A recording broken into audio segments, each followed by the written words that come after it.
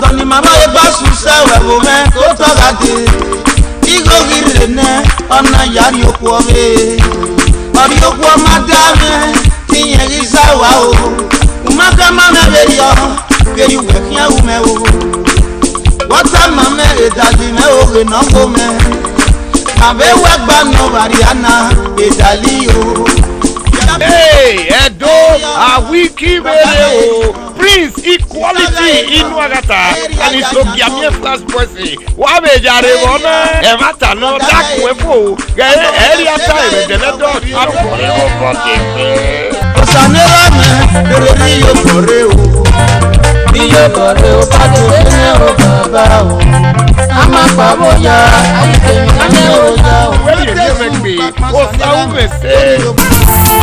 Mami go yo kanyo, mami o ma no go se me yan.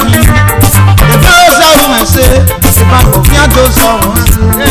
E do de wa ire, wa ye keji. Lule la city shop no take we se we na ri enu e.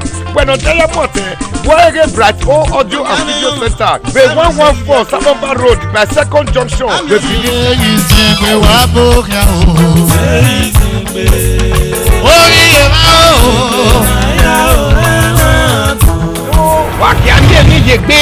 is flexing time with Dr. Sunshine.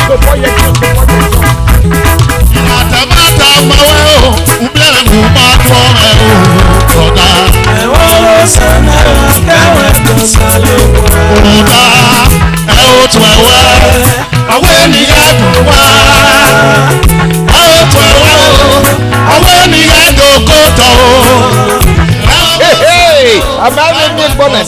Okome, Akome no Munigo, wishing a Yamo. What is the guy?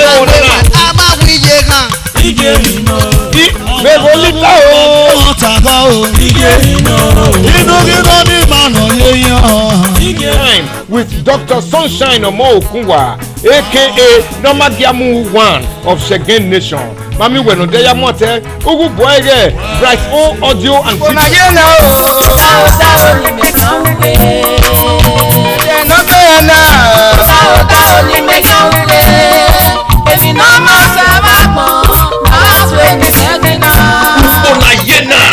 My year of prosperity, Prince Clement Oge and his mega superstar band international. A latest new Penayana, everybody pieka, Kuda, Terebeo, oh boy, DJ, make a year Osano Weria. Osano Weria, do me.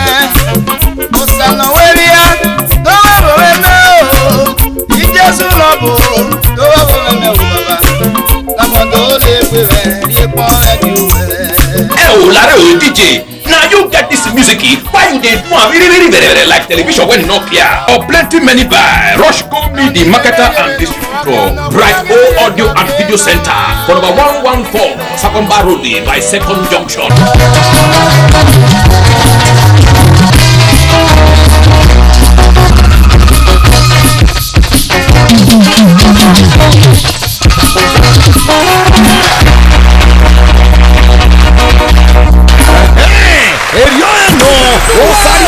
Osaemida live on stage live gaga igeme emata eno okwo bi eye mo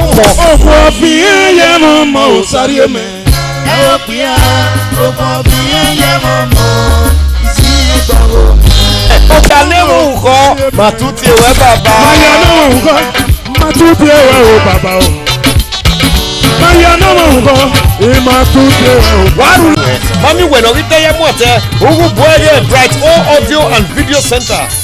Ọmọ waza ewo ọmọ ewe o sanu we ki ọmọ wu me ọmọ na ya o emu wa ọmọ waza ọmọ we o sa ki ọmọ wu me ọmọ na ya o emu wa Eri onogo mo waza mo ewe o sanu Brazil la ore gi ọmọ wu me ọmọ aya he mu wa he mami hwana no pe ona we inu etinya sa mo tinya o sa sa to wo go me ọmọ no sa mu yana o erite o Eri ono esa we zero bofo Jesu no ke me ku arene ori ono enu ga sa me ae inu etinya sa edes ọmọ yi and his music organizer. Mami Wenodeya Mwate, Warule Boege, Bright O Audio and Video Center.